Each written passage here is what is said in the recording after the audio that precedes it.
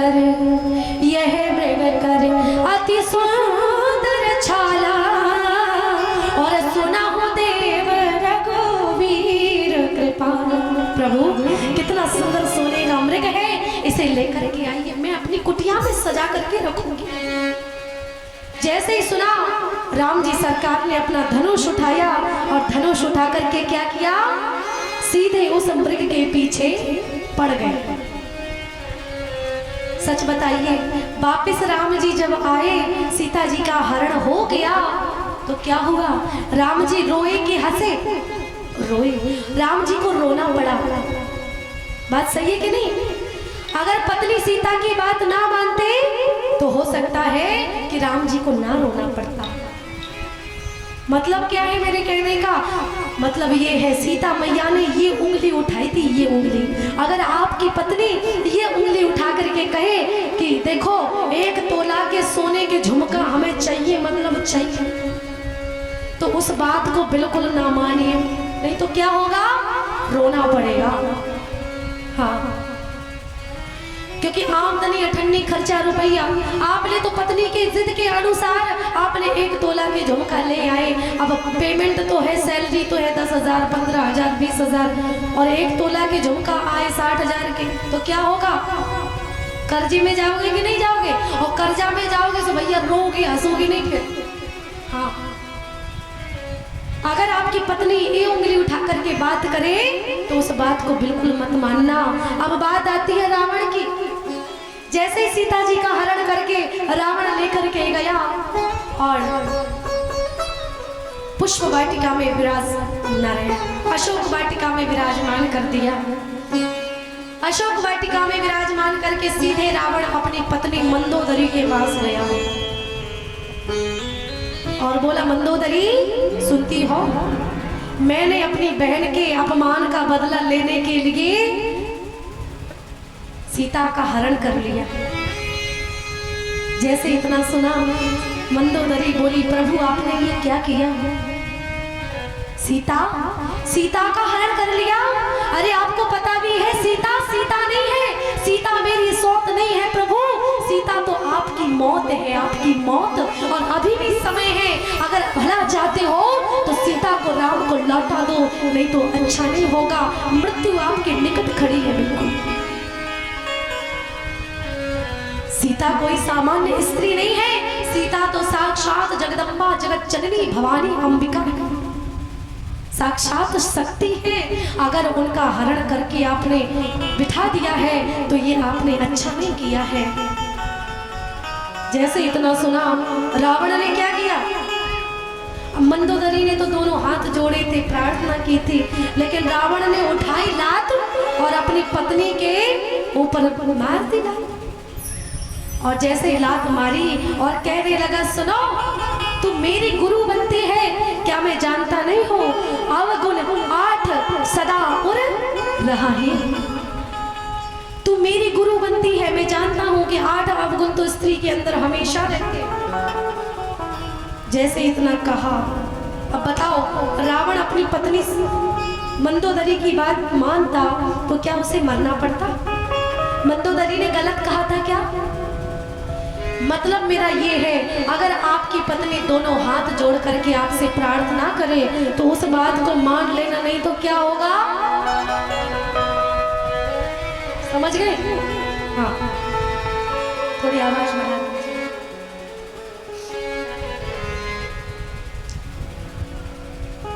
आज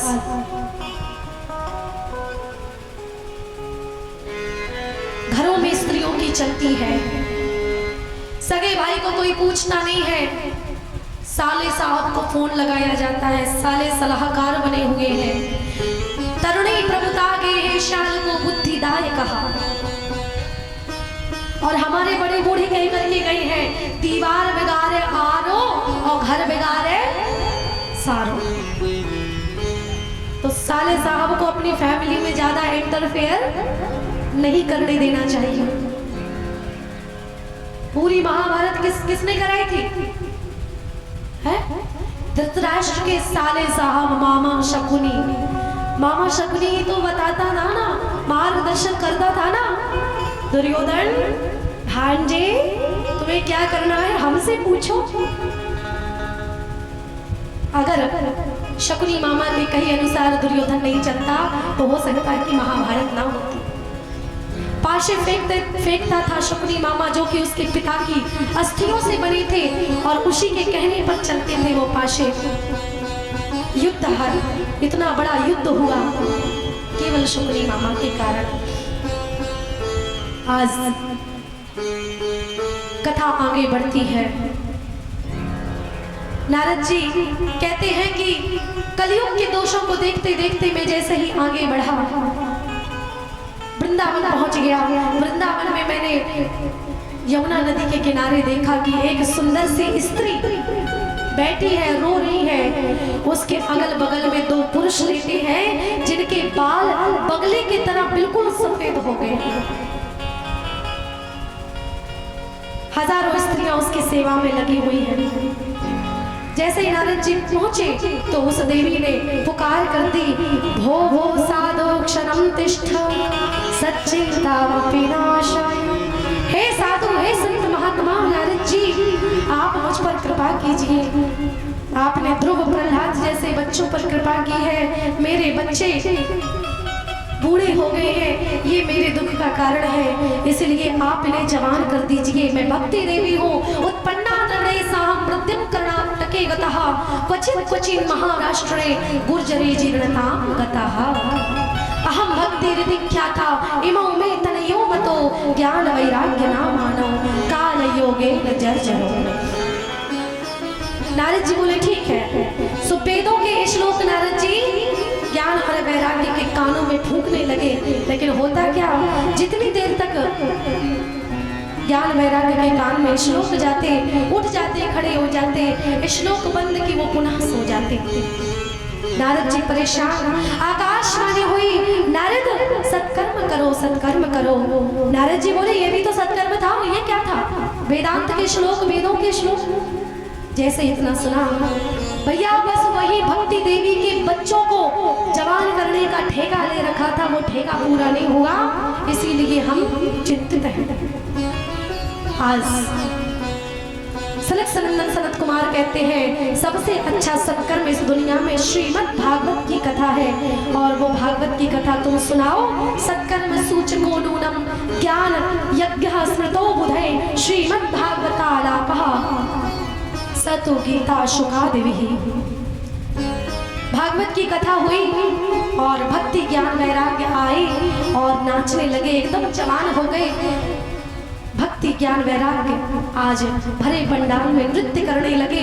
किसी ने कहा कि अभी तो भक्ति देवी थी ही नहीं, ये कहां से आ गई अपने बच्चों के साथ। तो बताया कि जहां भगवान की कथा होती है वहां भक्ति को बुलाना नहीं पड़ता, ये तो सब अपने आप आ जाते हैं। सच बताना, भक्ति कहाँ होती है, ज्ञान वैराग्य कहाँ होते हैं? दो ही जगह होते हैं, या तो कथा पंडाल में होते हैं, मंदिर में होते हैं, या फिर शमशान घाट में होते हैं। शमशान घाट में जाते हो या भागवत के पंडाल में आते हो, मन में क्या आता है? सुनते हो तो कहते हो यही सच है, बाकी सब झूठे हैं। शमशान में जाते हो तो सोचते हो कि एक दिन सबका यही हाल होना है।